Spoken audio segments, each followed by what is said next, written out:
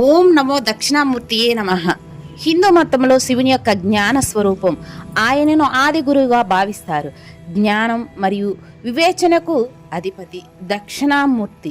మౌనంగా ఉండి తన భక్తులకు అద్వైత వేదాంతాన్ని ఉపదేశిస్తాడు అని నమ్ముతారు. సాధారణంగా దక్షిణామూర్తి మర్రి చెట్టు కింద కూర్చొని దక్షిణముఖంగా దర్శనమిస్తాడు. ఆయన కుడిపాదం కింద అజ్ఞానాన్ని సూచించే అపస్మార అనే రాక్షసుడు ఉంటాడు. అజ్ఞానాన్ని తొలగించేవాడు శాంతమూర్తి. జ్ఞానానికి ప్రతీకగా దక్షిణామూర్తిని ధ్యానం చేయడం ద్వారా ఏకాగ్రత, జ్ఞాపక శక్తి పెరుగుతాయని, అడ్డంకులు తొలగుతాయని నమ్ముతారు. ప్రతిరోజు ఎంతో శక్తివంతమైన ఈ దక్షిణామూర్తి స్తోత్రం వినటం ద్వారా విద్యార్థి ధ్యానం చేస్తే అపారమైన జ్ఞాపక శక్తి, తేజస్సు, ఆరోగ్యము కలుగుతాయి.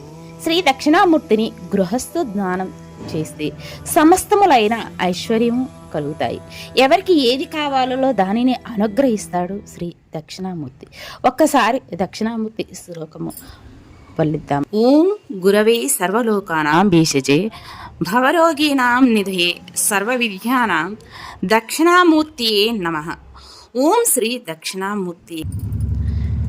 విశ్వం దర్పణ దృశ్యమాన నగరే తుల్యం నిజాంతర్గతం విష్యాన్నాత్మని మాయాయాం బహిర్వోద్భూతం యథా నిద్రయా.